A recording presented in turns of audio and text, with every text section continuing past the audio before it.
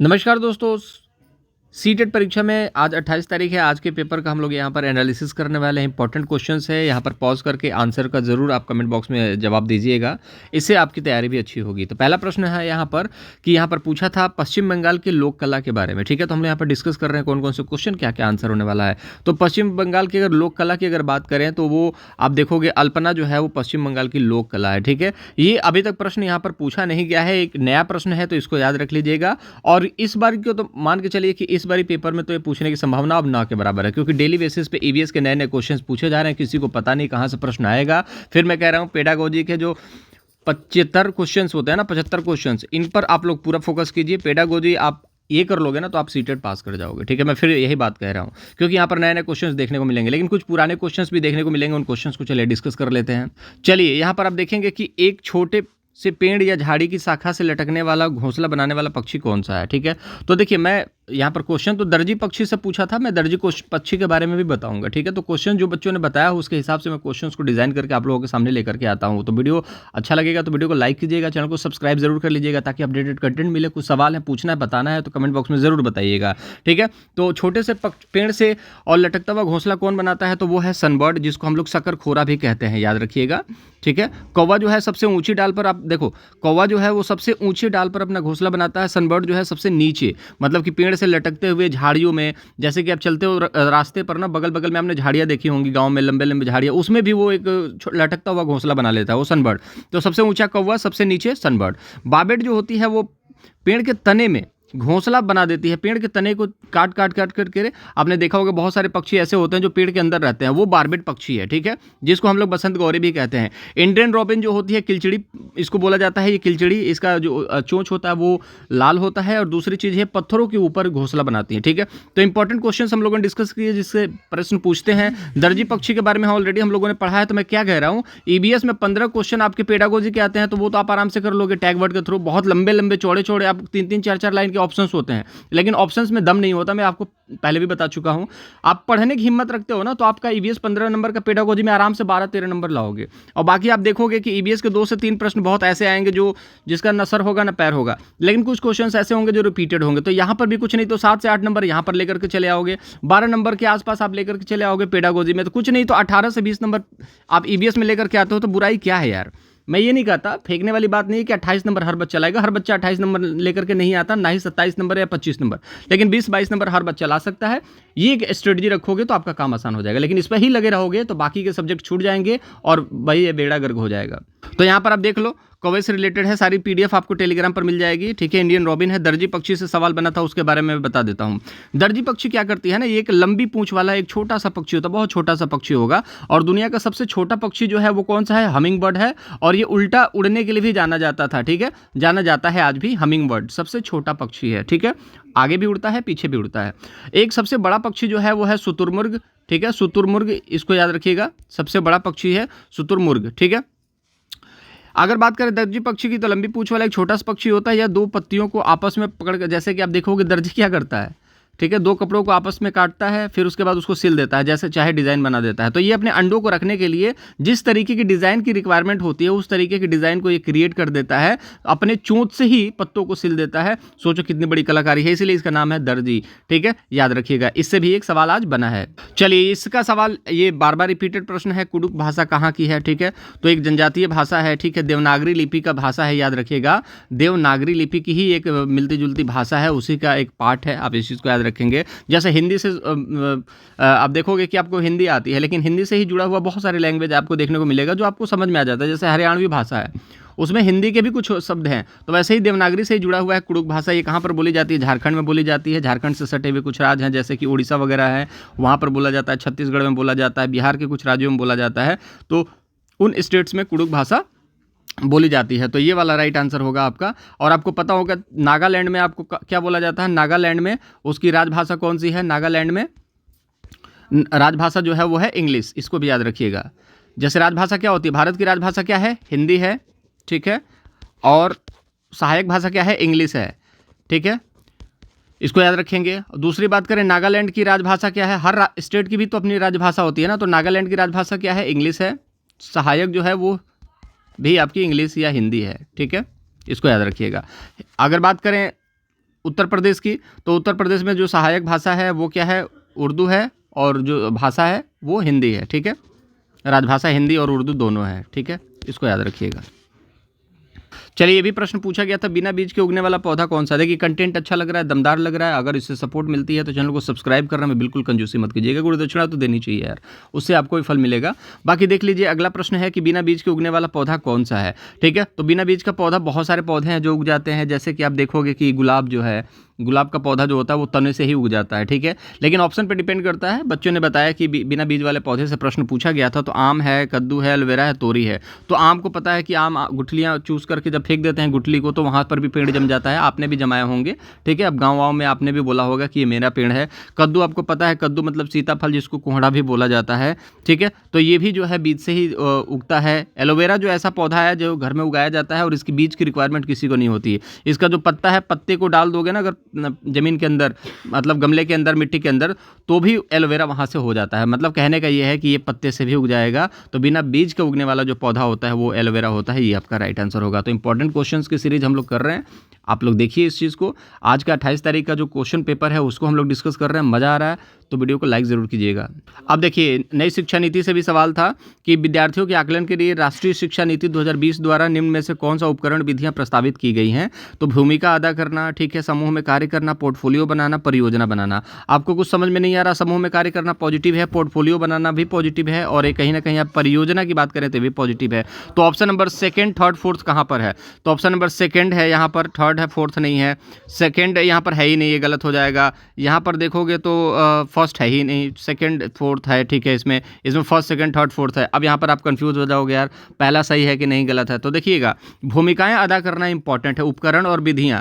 जैसे किसी भी उपकरण की भूमिका जो है इंपॉर्टेंट है, कोई भी विधि जो है इंपॉर्टेंट है। जैसे कि आप देखोगे समावेशी शिक्षा है, तो समावेशी शिक्षा में देखोगे कि किसी बच्चे को किसी चीज़ की ज़रूरत है, तो वो उपकरण आपको प्रोवाइड करना है। नई शिक्षा नीति क्या कहती है कि मान के चलो बच्चा देख नहीं पाता तो उसको ब्रेल लिपि प्रोवाइड करना, जो बच्चा सुन नहीं पाता है उस बच्चे को चित्रों के द्वारा, प्रोजेक्टर के द्वारा चीज़ों को सिखाना है। तो ये बहुत सारी चीज़ें हैं जो कि नई शिक्षा नीति के तहत आपको देखने को मिल जाती है। तो भूमिका अदा करना भी इंपॉर्टेंट है, उपकरणों का, विधियों का, ये बहुत इंपॉर्टेंट है। समूह में कार्य करना, पोर्टफोलियो तो इंपॉर्टेंट है ही। अगर मान के चलो स्कूल में रजिस्टर नहीं बनेगा तो पता नहीं चलेगा ना कौन बच्चा आया है, कौन बच्चा नहीं आया। ठीक है, अगर क्लास के अंदर आपका सर्टिफिकेट नहीं बनेगा, कहने का मतलब है 6 महीने का या फिर 1 साल का सर्टिफिकेट नहीं बनेगा, तो पता नहीं चल पाएगा ना, आकलन नहीं हो पाएगा कि बच्चे ने पिछले साल परफॉर्मेंस कैसा दिया है। तो परफॉर्मेंस कैसा दिया है बच्चे ने, उसको तो जांच करोगे ना, कि ऐसा नहीं है कि बच्चा खेल खेल में सीख रहा है, वो तो दोस्ती यारी के साथ भी सीखते हैं, लेकिन ये नहीं पता चल पाता कौन दोस्त आगे निकल गया और आप पीछे रह गए। इसके लिए सिर्फ एक चीज हो पाएगी कि वो है आपका पोर्टफोलियो, जिस पे आपको निगरानी रखी जाती है,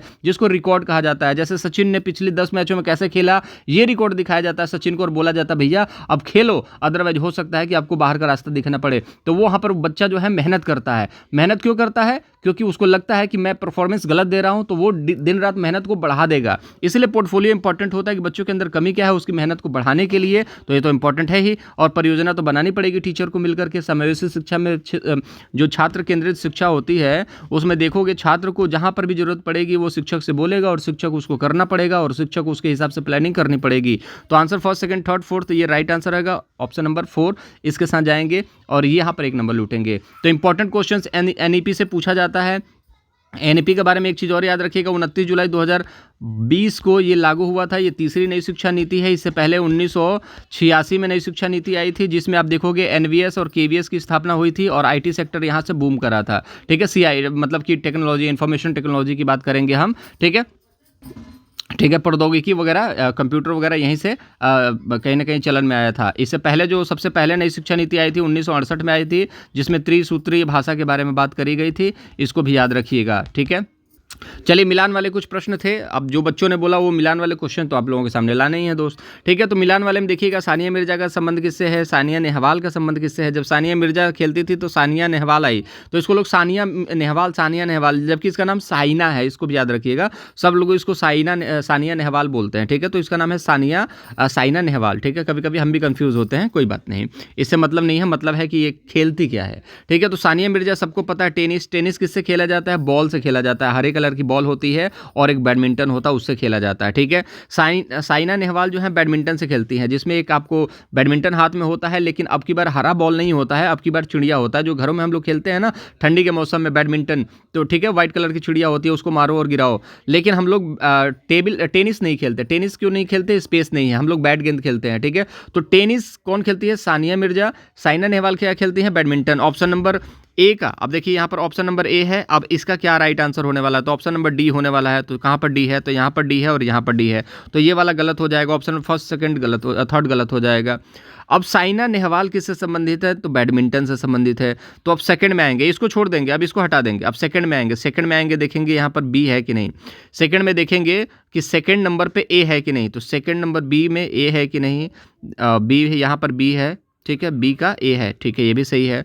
अब यहाँ पर पंकज अडवाणी, आपको नहीं पता है पंकज अडवाणी के बारे में, कोई दिक्कत नहीं है। साक्षी मलिक के बारे में तो कौन नहीं जानता। साक्षी मलिक कुश्ती में यहाँ पर आपको इनको पता है, आपको पता होना चाहिए कि इनको क्या मिला है, भारत रत्न तक मिल चुका है 2016 में, ठीक है। इन्होंने क्या किया था 2016 में, यहाँ पर रियो ओलंपिक में क्या लिया था? कांस्य पदक को जीता था। तो बहुत इंपॉर्टेंट होता है ओलंपिक में एक पदक भी जीतना, बहुत बड़ी बात होती है, ठीक है ना। 100 शतक बनाने के बराबर आपको देखने को मिलेगा। क्रिकेट में अगर 100 शतक बनाते हो ना, एक गोल्ड मेडल लेकर के आते हो ना, वो बहुत बड़ी बात हो जाती है देश के लिए, तो याद रखना, ठीक है। 100 शतक भी फीका पड़ जाएगा यार। तो साक्षी मलिक का संबंध किससे है? कुश्ती से। तो 4 का सी देखेंगे, 4 यहाँ पर है, ये तो खैर गलत हो गया। 4 का सी देखेंगे, 4 का सी कहाँ पर है? यहाँ पर है 4 का सी। तो आंसर नंबर क्या हो जाएगा? सेकंड हो जाएगा, ठीक है। तो फर्स्ट का क्या हो जाएगा? डी। सेकंड का क्या हो जाएगा? बैडमिंटन से संबंधित कौन है? साइना नेहवाल, ठीक है। पंकज अडवाणी बिलियर्ड्स। बिलियर्ड्स आपने सुना होगा कि ये दिखता बिलियर्ड्स आपका प्लूरल है, इंग्लिश में आपने देखा होगा, लेकिन होता क्या है? ये सिंगुलर है, ठीक है। इस बिलियर्ड्स में इज एम आर लगाते हैं, ठीक है, ठीक है, ये सिंगुलर है बिलियर्ड्स, ठीक है, बस ऐसा लग जाता है। तो ये हो जाएगा आपका। साक्षी मलिक जो है किससे संबंधित है? यहाँ देखिए कन्फ्यूजन पता है क्या होता है, यहाँ पर एक तो ए लिखा होगा, फिर डी लिखा होगा, डी लिखा होगा, ए लिखा होगा, ये कन्फ्यूज होंगे। लेकिन यहाँ पर ये देखिए, ये किस रोमन भाषा में लिखा हुआ है, ये भी यहाँ पर लिखा हुआ है, ठीक है। अब यहाँ पर क्या करोगे? ऑप्शन फर्स्ट है यहाँ पर, अब इसके साथ किसका कनेक्शन है? डी का। तो फर्स्ट यहाँ पर देखोगे डी का कनेक्शन है, ठीक है। सेकंड का सेकंड का ए कहीं है, तो बिल्कुल सेकंड का ए है।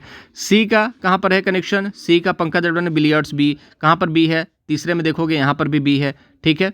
अब साक्षी मलिक किससे संबंधित है? कुश्ती से संबंधित है। तो 4 का सी कहाँ पर है? तो 4 का सी यहाँ पर है, ठीक है। तो इन चारों में आपको देखने को मिलेगा, चारों ऑप्शन जो है आपका करेक्ट आंसर है। तो यहाँ पर option number second right answer होगा। सांप से कल सवाल आया था दोस्त, लेकिन हम लोगों ने कल डिस्कस नहीं करा था, तो सांप का ये सवाल देखिए।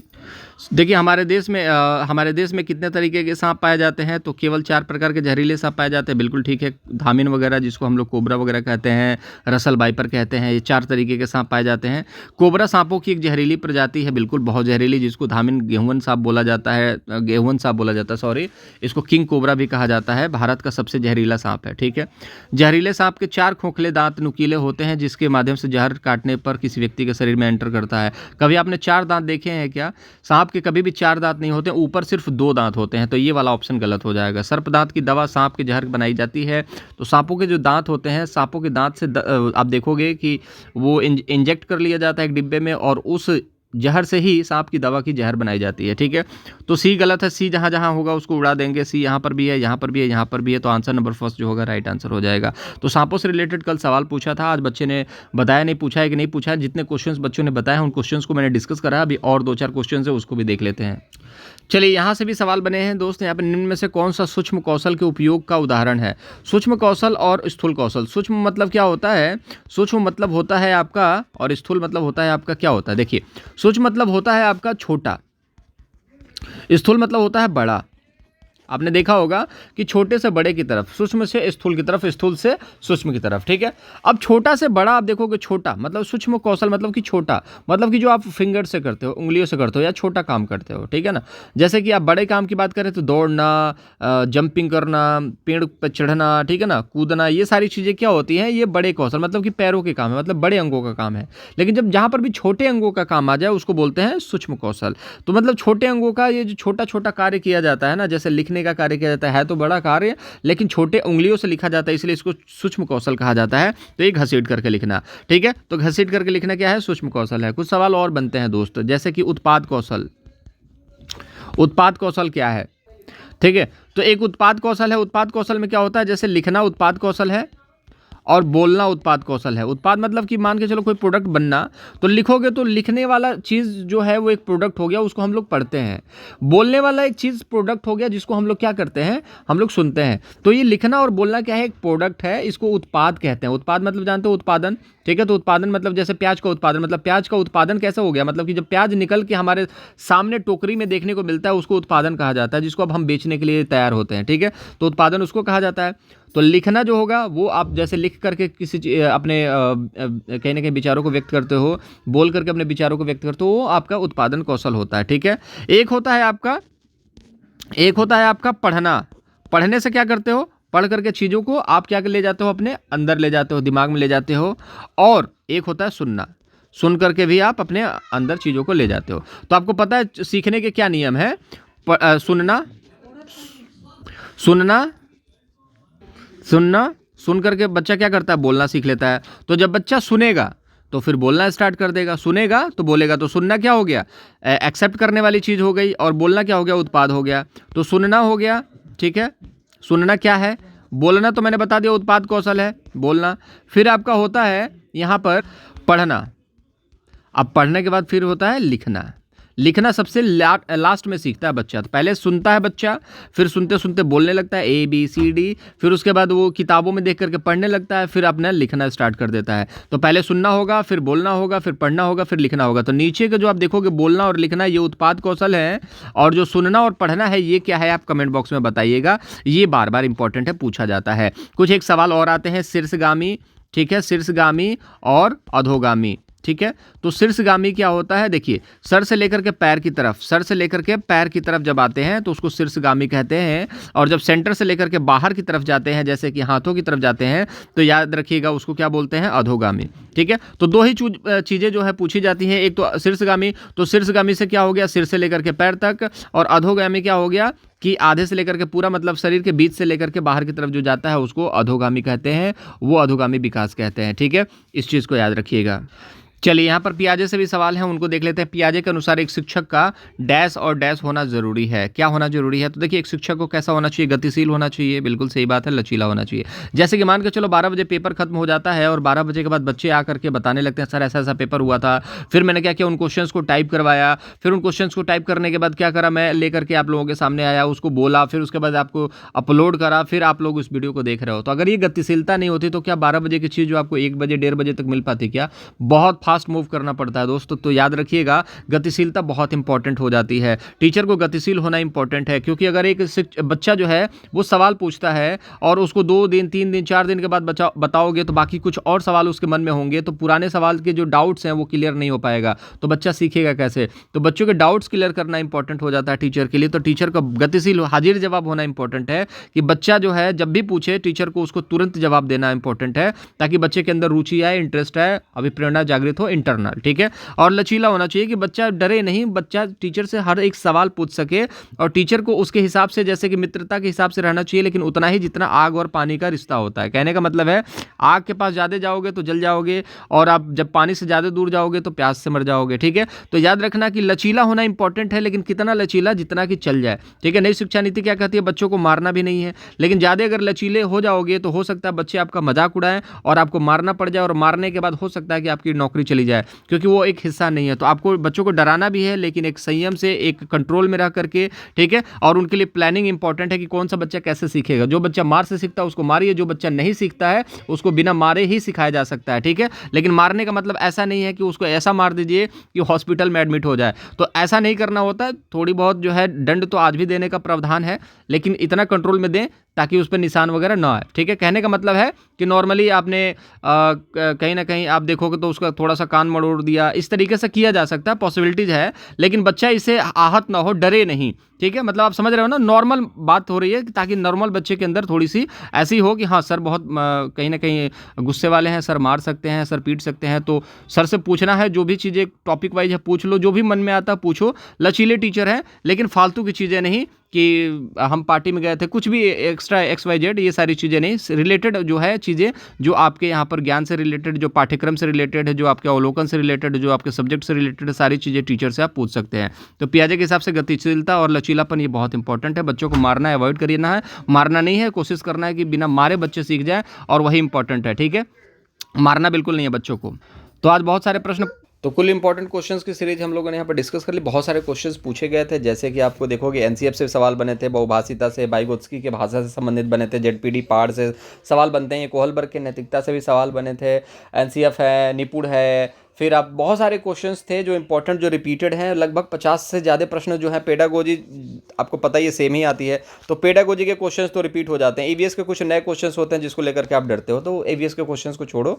3 से 4 प्रश्न आप नहीं कर पाओगे, 2-4 प्रश्न आपके गलत हो सकते हैं, बाकी क्वेश्चंस आपके सही होंगे, 2-3 क्वेश्चंस आपके तुक्के वाले सही होंगे। तो कुल मिला जुला कर 20-21 नंबर आप ईवीएस में बड़े प्यार से ला सकते हो। जो सब्जेक्ट अच्छा है उसमें 26-27 नंबर ला सकते हो। जो सब्जेक्ट कमजोर है, जैसे मैथ में बहुत सारे बच्चे डरते हैं, तो हद मार के कुछ नहीं तो 18-20 नंबर तो उसमें भी ला सकते हो।